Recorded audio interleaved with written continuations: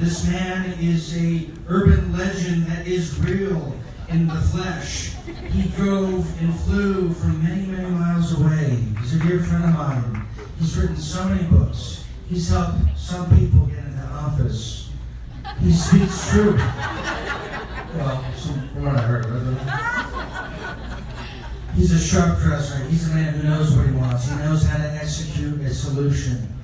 And he is the first step in helping us getting these men out of jail tonight. Ladies and gentlemen, everyone from outside, everyone in the back, the staff, the help, please give me a round of applause. Stand up for the one and only.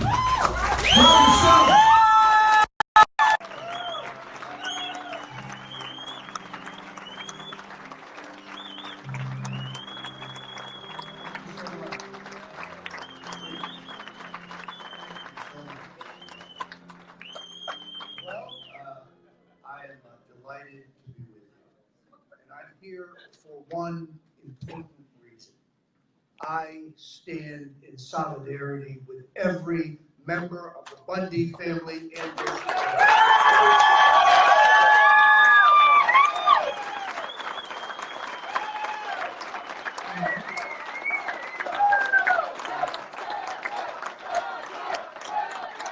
Where else can you come to see Adam Kokesh in a necktie? We've established that this is an Adam Kokesh event. If you're indicted, you're invited. And also, I must tell you, I like it when all of the patriots working security are wearing beards. The first two guys I thought were the Smith brothers. I salute your men, your patriots for being here to keep us safe and to keep order. God bless you, men, for your sake.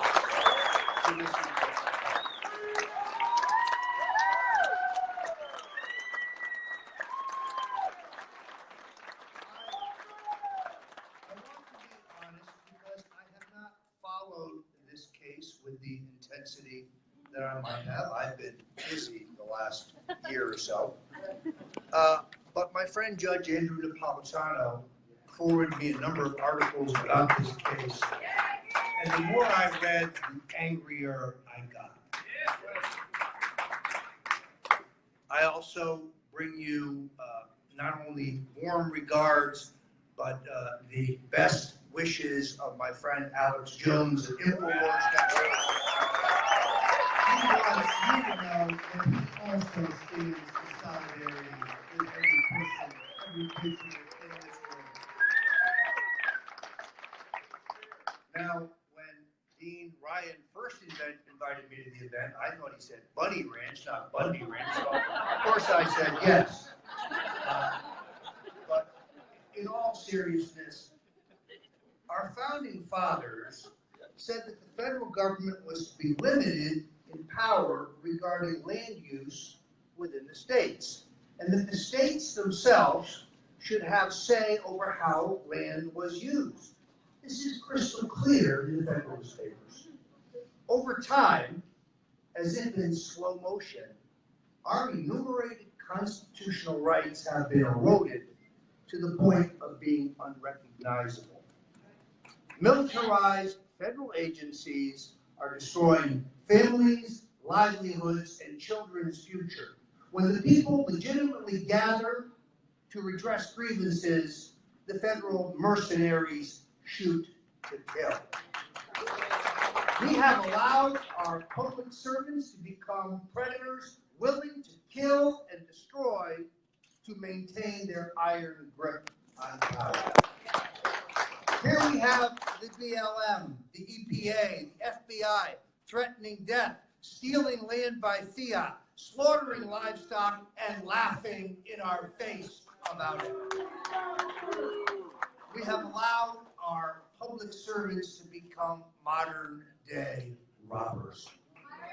And what of our friend, Mr. Pastilli? What of a journalist who is jailed only because he asks the tough questions? No, he was not wielding a weapon. He was wielding a microphone. It is a slippery slope when we jail journalists for revealing the corruption and the unconstitutional actions and the illegal actions of an oppressive federal government. Amen. Yes, the people are being abused. Land is being stolen. They've been physically trampled. And in the case of Lavoy Finicum, we know that they are murdered in cold blood by a guilty federal government. The wildlife refuge standoff could have been prevented if the FBI had not intervened in the republic form of government where the people petition their representatives with grievances to be addressed. Instead, they accelerated a cycle of violence that brought only death and dishonor to them and our country. I think it was John Kennedy who said, "Those who make peaceful revolution impossible make violent revolution inevitable." While the men of the Bundy clan and their supporters rot in prison, federal agencies have not given up trying to take everything from us. These men stood up for their God-given rights and the rights of their neighbors, and now we must stand up for them.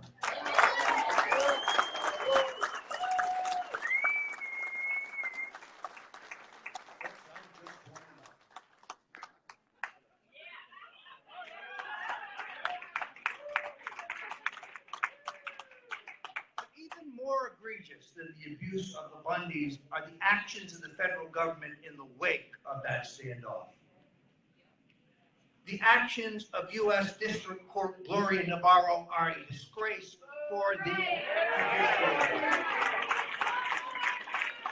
The judge is presiding over the retrial of 4 defendants charged with various crimes stemming from their participation in the Bunkerville standoff. Now, the first trial ended with a deadlocked jury. The judge has now eviscerated the defense's legal strategy, putting off limits a whole host of issues which could be used in their defense. They cannot argue the First Amendment. They cannot argue the Second Amendment. She strips them of any fair trial, and 17 men, 18 men are held without pretrial release when in this jurisdiction, thanks to her husband, people indicted for murder are allowed out on pre-trial release. These men have been denied due process guaranteed by the U.S. Constitution.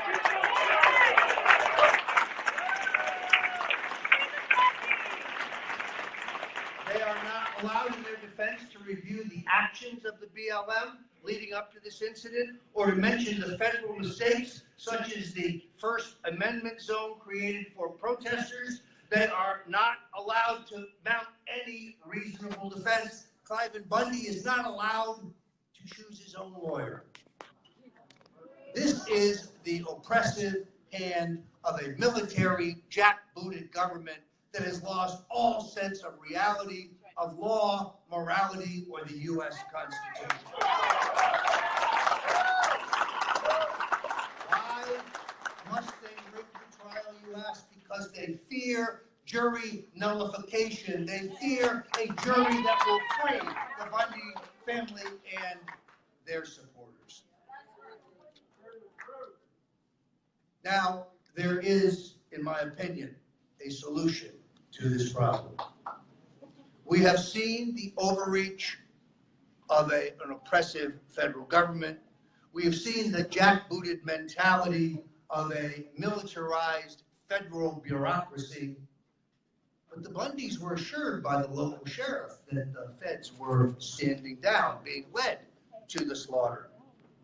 And then we have U.S. Attorney General Jeff Sessions come to town and comment on a trial in front of the courts, saying that he backs the prosecution, tainting the trial and giving us the reason why this case should be booted out of court now. Mr. Attorney General, perhaps you don't recall when President Nixon said in an interview during his trial that Charles Manson was guilty, why the liberals in the mainstream media went crazy that Nixon was denying Manson his due process. Where are those voices today? Last night, as I sat with kindred souls and we talked about a solution, one man said the real solution is simple. We take a carefully selected group of 300 to 500 armed men to the federal courthouse. My friends, that is not the answer.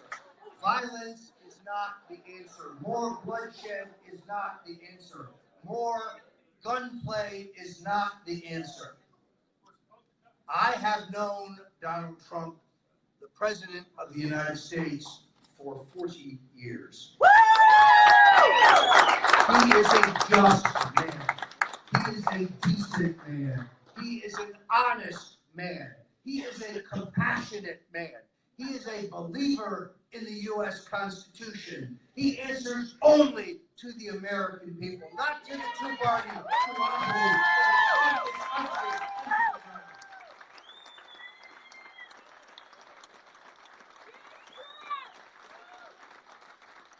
And therefore, I appeal to the President. Review this case in the name of justice, in the name of mercy, in the name of fairness. Pardon every member of the Bundy family.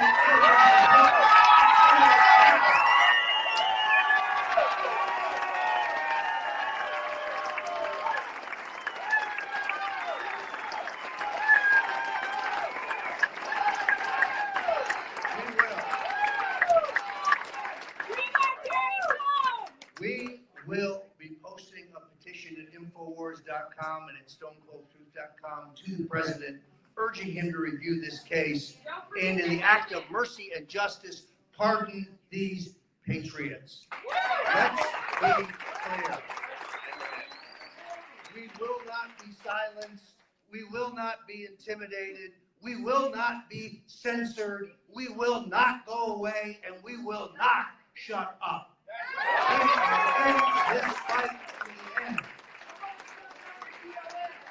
Now, we know that the illegal, unconstitutional, and outrageous actions of Judge Navarro, a vestige on the bench given to us by Harry Reid, the single most corrupt man in American political history, who, as a casino control commission, was known as Paper Bag Harry, because if you gave him cash in a brown paper bag, you could get whatever you wanted. This piece of human excrement, posing as a human being, is a disgrace to his state and his country.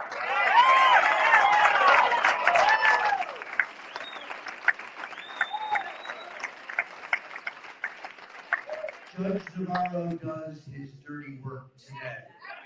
That her husband is a prosecutor is another reason why this case has been tainted. Now, I have little question that a legitimate case could be made to overturn convictions of the Bundy men and their supporters in a kangaroo court. But we go to the Ninth Circuit, one of the most liberal circuits in the country. And then, should we lose in the Ninth Circuit, it would be up to the United States Supreme Court as to whether or not they hear this case. The problem with that path is many of these brave patriots will die in jail waiting for justice. No, Mr. President, hear our cries. Pardon the Bundy family and their supporters today.